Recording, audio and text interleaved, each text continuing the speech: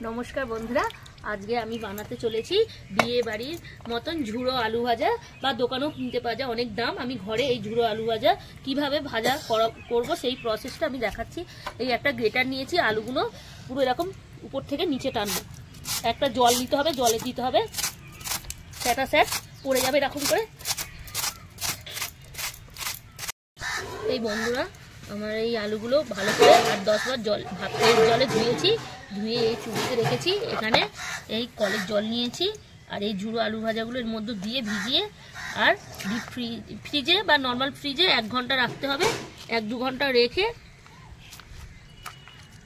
তারপরে এটাকে শুকাতে হবে। আমি এখন ফ্রিজে রেখে দেব।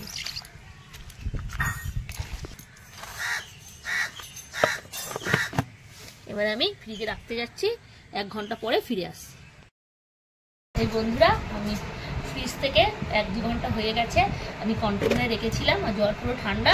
এই জলটা আমি এবারে ছেঁকে নিয়ে আলুটা এবারে পাকার হাওয়াতে এই বন্ধুরা আমার ওই ঝুড়ি থেকে নামিয়ে নিয়েছি। এবার এই সুতির কাপড়ে বা গামছা এটাকে আগে জলটাকে করে নিতে হবে,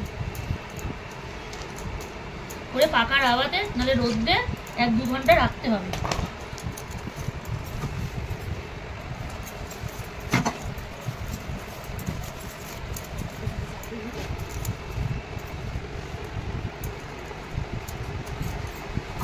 এবারে এই বন্ধুরা পাকার হাওয়াতে আমি 1-2 ঘন্টা মেলে পুরো জলটাকে পুরো শুকিয়ে নেব। আপনারা রোদেও দিতে পারেন। বন্ধুরা আমরা 2 ঘন্টা পরে ফিরে আসছি, আলুটা যতক্ষণ জলটা শুকিয়ে যায় পাকার হাওয়া।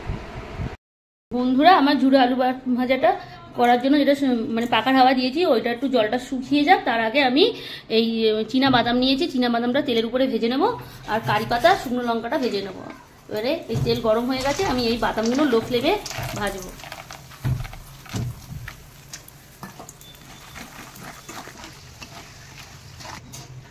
এই বন্ধুরা বাদামটা ভাজা হয়ে গেছে, আমি এবারে একটা জায়গায় তুলে রাখবো। এই বন্ধুরা আমার বাদামটা ভাজা হয়ে গেছে, উপর থেকে আমি একটু বিট নুন ছড়িয়ে দেবো। গরম অবস্থায় দিলে নুনটা বাদামের মধ্যে দিয়ে দেবো। এই বন্ধুরা আমার কারি পাতা ধুয়ে রেখে দিয়েছি, এবার কারি পাতাগুলো আমি ভেজে নেব।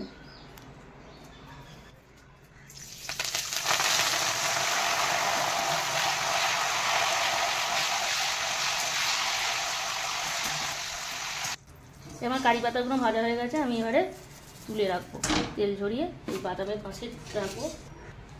এবার এই শুকনো লঙ্কাগুলো আমি তেলের উপরে ভেজে নেব।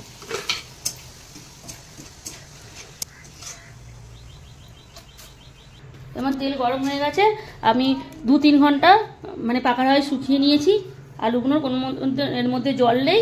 এবার আস্তে আস্তে আমি তেলের উপরে ভেজে নেব।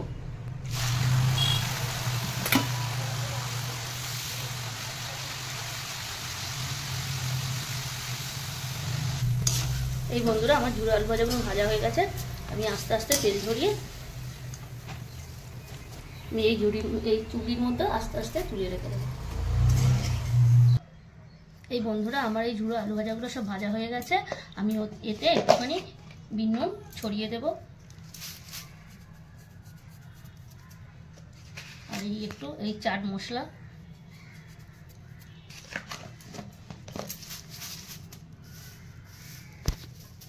আর এই যে ভেজে রাখা লঙ্কাগুলো দিয়ে দেবো আর এই কারি পাতা সব একসঙ্গে মিক্স করে দেবো।